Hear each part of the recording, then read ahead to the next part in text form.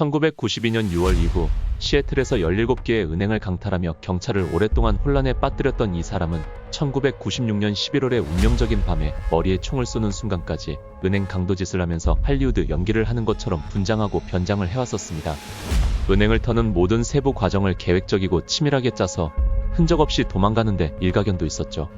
오늘 들려드릴 이야기는 미국 역사상 가장 대담한 은행 강도로 태평양 북서부에서 최고 많은 은행을 털었고 할리우드 강도라고 불렸던 윌리엄 스콧 스컬록의 성공과 몰락에 대한 것입니다. 스컬록이 범죄 세계로 들어서게 된 건 시애틀이 은행 강도의 핫스팟이 되면서부터 시작되었죠. 마이크로소프트와 아마존 같은 IT 기업들이 경제 호황을 이끌어가면서 돈이 넘쳐났고 은행으로 많은 현금이 흘러들어갔죠. 이를 아는 범죄자들은 많은 은행 중 강탈하기 수월한 은행을 선택할 수 있었습니다. 그럼 스컬록의 어린 시절부터 거슬러 올라가 볼까요? 스컬록은 떡이 붙어 따른 아이였죠. 어린 시절부터 은행을 털려는 원대한 꿈을 가지고 있다고 절친인 마이어스에게 늘 말하고 다니며 자물쇠를 따는 법을 배우고 1970년대에는 마리화나를 거래하며 불법 활동에 발을 들이기 시작합니다. 그는 유기화학과 생화학을 공부하기 위해 에버그린 주립대학에 입학해서 우수한 성적을 거두게 되는데 그때 공부한 것을 토대로 학교 실험실에 몰래 들어가 필로폰을 만들어 팝니다. 그 돈으로 20에이커의 외딴 땅을 사서 그곳에 집을 짓고 본격적인 필로폰을 생산해내게 되는데 사람들에게 그게 자랑이랍시고 필로폰에 중독되어 밤낮으로 일하면서 단 2주 만에 나무집을 지었다고 자랑하고 다닙니다. 나무집에는 초대형 벽난로, 야외 욕조, 숲속으로 자유롭게 도망갈 수 있게 밧줄을 이용한 비상탈출구까지 마련해두며 필로폰을 제조했습니다. 넉넉해진 주머니 덕에 스컬록은 친구들에게 인기가 많았고 여러 곳으로 여행 다니며 늘 그의 곁에는 여자친구들이 끊이지 않았죠. 최고급 레스토랑에서 샴페인을 즐기며 $100의 팁을 남기는 것으로도 알려져 있었죠. 그러나 그의 불법 활동은 결국 교수에게 발각되어 퇴학당하게 되었고 그는 더 은밀한 장소로 옮겨 필로폰 제조 사업을 계속합니다.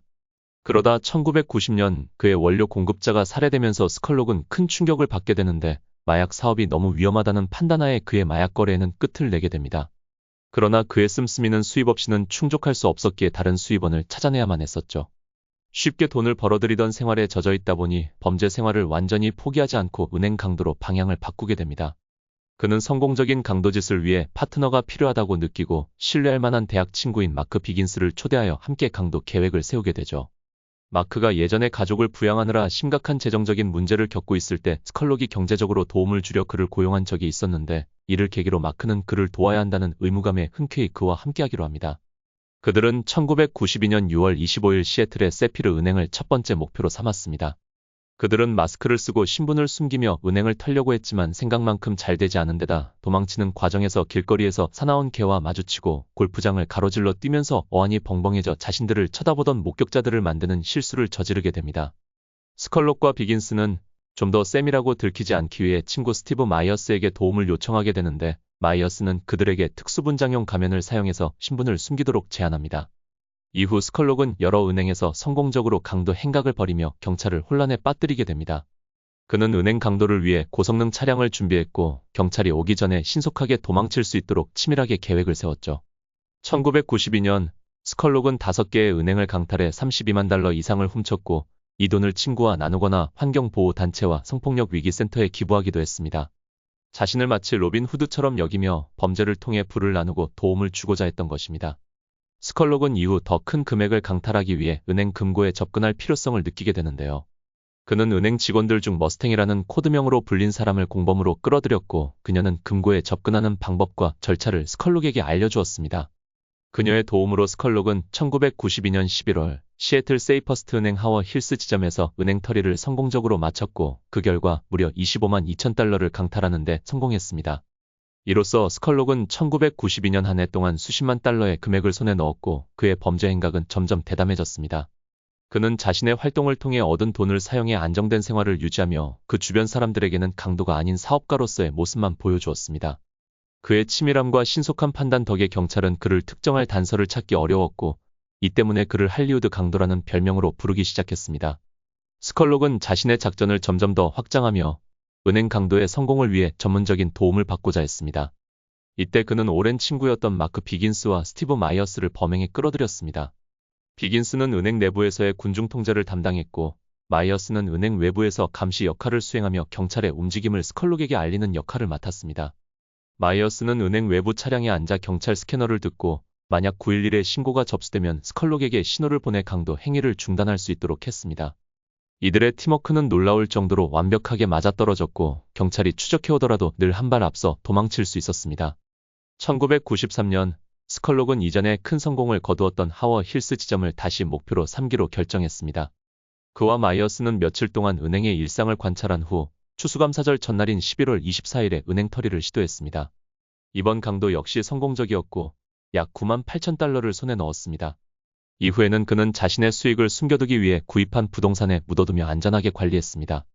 스컬록은 이듬해인 1994년에도 시애틀과 포틀랜드를 오가며 은행을 대상으로 5차례 강도 행각을 벌였고 그 결과 총 26만 3,500달러를 추가로 강탈했습니다. 그는 각 은행에서의 상황을 철저히 분석하고 자신의 계획이 예상대로 진행되지 않을 경우 언제든지 작전을 중단할 준비가 되어 있었습니다. 그의 치밀한 전략과 냉정한 판단은 그를 경찰의 소나기에서 끊임없이 벗어나게 해주었죠. 1995년에 들어서면서 스컬록은 점점 더 거액을 노리며 큰 목표를 향해 나아갔습니다. 하지만 그의 행운도 영원하지는 않았습니다.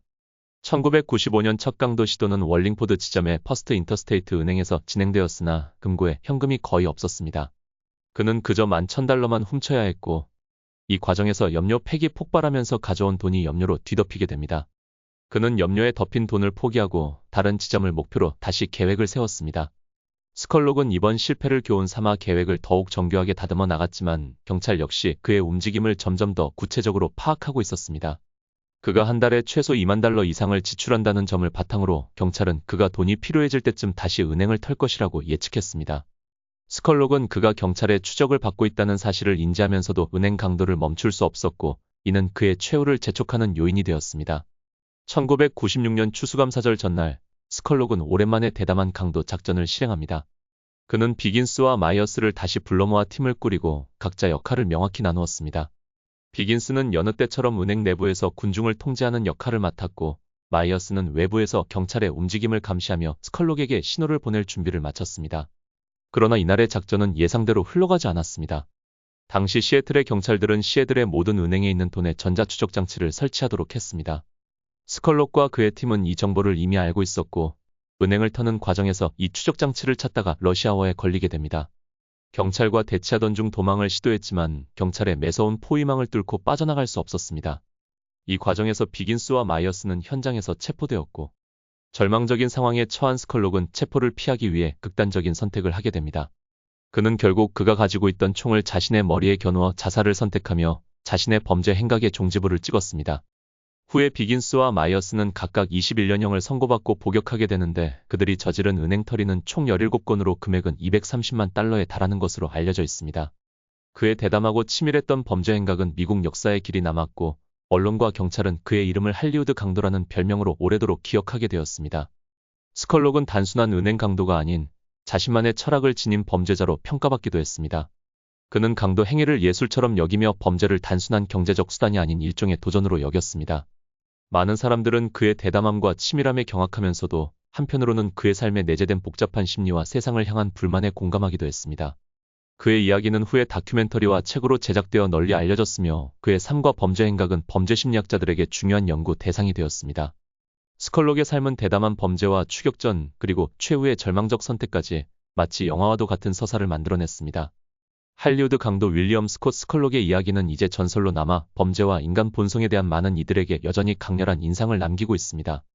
지금까지 할리우드 강도란 이름으로 불렸던 윌리엄 스콧 스컬록에 대한 이야기를 들려드렸습니다. 흥미롭게 들으셨길 바랍니다. 시청해주셔서 감사합니다. 다음에 또 다른 주제로 찾아오겠습니다.